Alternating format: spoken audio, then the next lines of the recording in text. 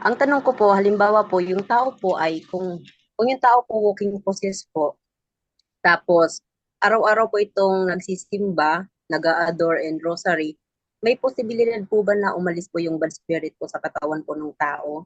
Yun lang po. Thank you po. Brother Wendell? Okay, una, kailangan talaga na malaman kung gaano nakalalim ang kaniyang contamination. So, tandaan natin, when the first Mass was instituted by Jesus Christ, Judas was possessed. Tumanggap pa siya ng tinapay galing sa ating Panginoon Kristo. Kung mapansin ninyo, yung kaso na sinabi ni Father Darwin, isang Mother Superior, nagsisimba, nagprayer yan, sumusunod yan sa Role of Life, Mother Superior, pero ng isang kongregasyon, pero possess pala, dineliverance ng kasama niyang madre. May exorcist din na nagiging walking possessed dahil sa dinadala niya na talisman, anting-anting. Kaya pinaprocess siya sa grupo, dala niya yung anting-anting noon. At meron ding kaso kami na walang binyag, malalim ang contamination niya, walang kumpirma, of course. Possess. So kaya, as part sa part sa process, kailangan siyang binyagan, emergency baptism, at kumpil. So, nang nabinyagan siya at nakumpilan siya, nanatili pa rin possessed. Kaya nagtanong ako kay Father Winston Cabading Order of Preachers, isang exorcist, Father, bakit ganon? Na nabinyagan siya, nakumpilan siya, pero pag-process nanatiling possessed pa rin. Dahil sabi ni Father Winston, ang demonyo nananahan sa katawan ng tao. Pero ang baptism at kumpil ay para sa kaluluwa ng tao. Kaya, yun daw ang dahilan na noon, early Christians, bago binyagan, kailangan talagang isa-ilalim ng exorcism.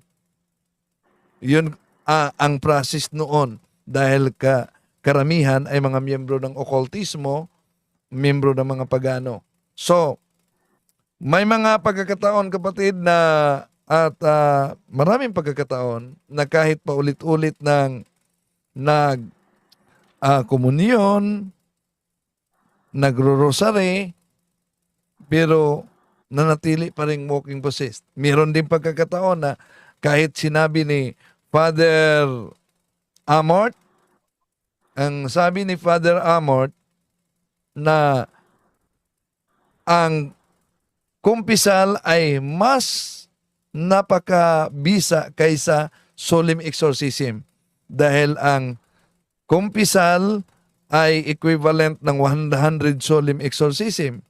Pero may mga walking possessed na nangungumpisal na pag-process, possess pa rin. Bakit ganon?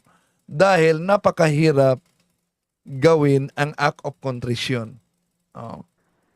Kung ginawa talaga ang tunay na act of contrition, yun, papasok na sinabi ni Father Amort na sa pamamagitan ng kumpisal, napakabisa ito kaysa solemn exorcism. Yun po ang sagot, kapatid. Bro, ano po ba yung gagawin ko po? Kasi yung family po ako nung ukol, tapos pupunta po yung mama and papa ko dito sa amin. Ayoko sana silang papasukin. Yung nakukonsensya naman po ako. Tama po ba yung gagawin ko na hindi ko papatuloyin sa bahay ko? Baka naman po awayin ako. Pero hanggang ngayon po, meron pa rin po silang, nagdadasal pa din sila doon sa mga minions na yun. So ano po ba yung gagawin ko po? Pupunta po sila sa bahay. Gawin mong pagkakataon, kapatid, na i-catechize sila. No? Yes, huwag kang matakot na kahit pag hindi mo patuloyin yan sa bahay, kabahagi ka sa naturang pamilya. Nasa family tree ninyo yan. At kung di mo pa tuluyin yan sa bahay, dagdag kasalanan naman yan. No? Dahil mga magulang mo yan. Pero, ah, kayo sa buong pamilya, dapat rosary together with the family, kumpisal, state of grace, proper disposition of morality, and proper faith. Kung sakaling magbisita sila, gawin mong pagkakataon yan na i-educate sila, baka magiging kasangkapan ka na ma-renounce nila yung occult practices. Brother, in-educate ko na po sila nung last po na nagsama po kami, and kailan lang, last week lang din po, personal ko po sila nakausap. Lagi po akong, ang sa akin po yung retaliation lagi po akong, pag magkakasama po kami sa bahay, lagi akong na sleep paralysis, tapos lagi siya yung laman ng panaginip ko. Ang tanong ko lang po, hindi po ba ako parang tuluyan nung mga yun, yung mga nasa katawan nun, kung sakali kasama ko na sa bahay, kasi marunong na yung tatay ko talagang nakakagamot na Yun lang po yung tanong ko.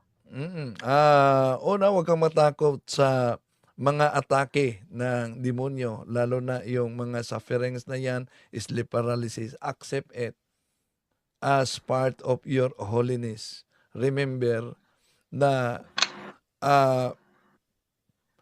suffering without Christ is pain.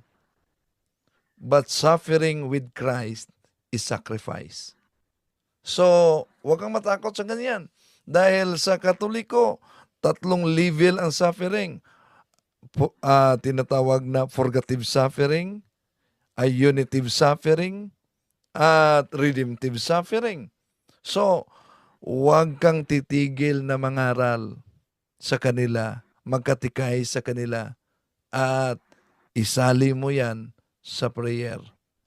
At pag isali mo yan sa prayer, makita mo talaga ang epekto. Salamat Okay. bro. Magandang Okay. Thank you, Ma'am